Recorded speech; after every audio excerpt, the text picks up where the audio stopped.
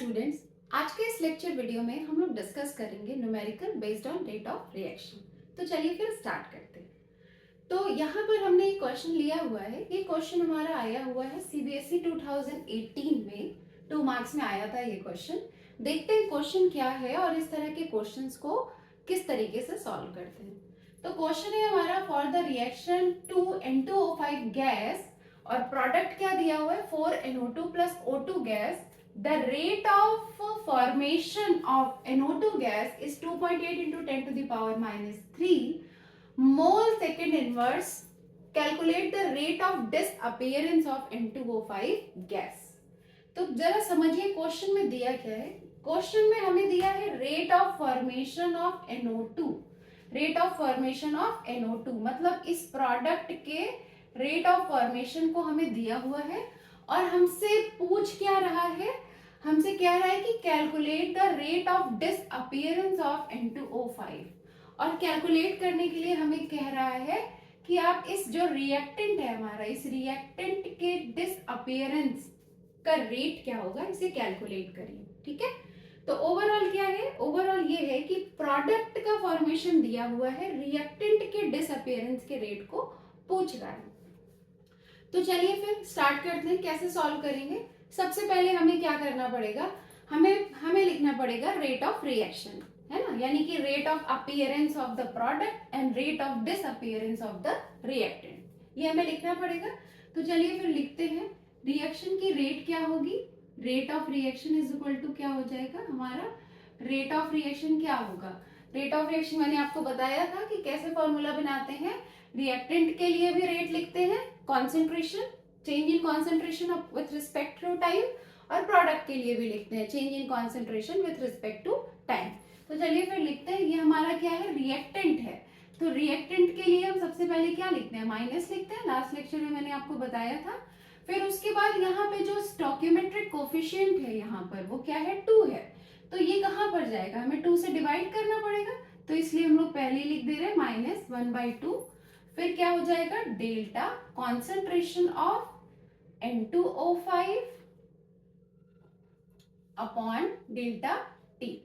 तो ये क्या हो गया, ये हो गया हमारा rate of disappearance of N2O5, है ना, रिएक्टेंट का डिसअपीयरेंस हो गया। अब इसके बाद हम क्या लिखेंगे, प्रोडक्ट साइड को लिखेंगे। तो प्रोडक्ट में हमारे पास क्या है, देखिए NO2 है और O2 है, ठीक है। तो NO2 को चलिए लिखते हैं, क्या हो जाएगा, क्योंकि ये प्रोडक्ट है तो ये प्लस में होगा। और स्टोइकियोमेट्रिक कोफिशिएंट, जैसा कि मैंने आपको लास्ट लेक्चर में बताया था, जो भी होता है, जो भी नंबर स्टोइकियोमेट्रिक कोफिशिएंट में होता है वो कहाँ चला जाता है, नीचे चला जाता है ना, उसी से डिवाइड कर देते हैं। तो ये क्या हो जाएगा, 1/4 हो जाएगा delta concentration of NO2 upon delta T। ये बनेगा प्रोडक्ट का, है ना, ये क्या हो जाएगा, rate of appearance of product, या फिर rate of appearance of NO2 कह सकते हैं, या फिर rate of formation of NO2 कह सकते हैं। ठीक है, अपीयरेंस कहिए या फॉर्मेशन कहिए। तो ये हो गया। उसके बाद इसी तरह से O2 का भी हो जाएगा, बट ये कि न्यूमेरिकल में O2 से रिलेटेड कुछ दिया नहीं है, तो इसलिए मैं उस पार्ट को यहाँ पर मेंशन नहीं कर रही। ठीक है, चलिए आते हैं यहाँ पे सॉल्व करने पर आते हैं।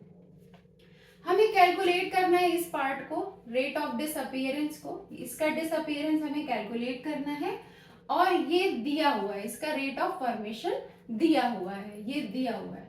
तो यहाँ पर क्या हो जाएगा, यहाँ पर देखिए क्या हो जाएगा, ये आपका हो जाएगा, ये कितने के इक्वल हो जाएगा, -1/2 delta concentration of N2O5 upon delta T is equal to 1/4। और ये हमें दिया हुआ है, ये इतना पार्ट हमें दिया हुआ है, क्या दिया हुआ है, rate of formation of NO2। Rate of formation of NO2 हमें दिया हुआ है, ये इतना हमें दिया हुआ है, rate of formation of NO2 कितना दिया हुआ है, ये दिया हुआ है हमें 2.8 into 10 to the power -3 molar second inverse. ठीक है, तो ये इतना हमें दिया हुआ है। अब हमें निकालना क्या है, हमें निकालना है ये rate of disappearance of N2O5, इस पर्टिकुलर पार्ट को इतना हमें कैलकुलेट करना है। तो फिर क्या हो जाना चाहिए, तब हमारे पास क्या होगा, ये delta concentration N2O5 upon delta T, ये कितने के बराबर होगा? देखिए ये कितने के बराबर होगा, ये माइनस में लिख देती हूँ क्योंकि ये डिसअपियरेंस को शो कर रहा है, ठीक है। बाकी ये कितने के बराबर हो जाएगा, 2 कहाँ चला जाएगा, 2 इधर ऊपर आ जाएगा, 2 इंटू ये क्या है हमारा 1/4 into 2.8 into 10⁻³ molar second inverse, molar second inverse. चलिए क्या हो जाएगा, ये हो गया आपका 2/4, यानी कि ये क्या हो जाएगा 2.8 इंटू 10⁻³ डिवाइडेड बाई 2, तो क्या हो जाएगा 1.4 इंटू 10⁻³ मोलर सेकेंड इनवर्स।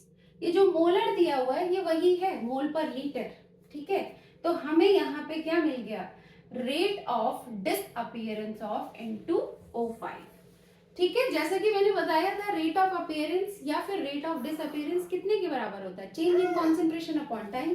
तो ये क्या है, ये change in concentration upon time ही तो है, N2O5 का change in concentration upon time है। तो इस तरीके से आप इसको कैलकुलेट कर सकते हैं, ठीक है। इसी तरह से इस लेक्चर वीडियो को हम यहीं पर खत्म करते हैं। अब हम लोग मिलेंगे नेक्स्ट लेक्चर वीडियो में और डिस्कस करेंगे और भी सारे न्यूमेरिकल्स को। तो मिलते हैं नेक्स्ट लेक्चर वीडियो में। Have a nice day, thank you so much.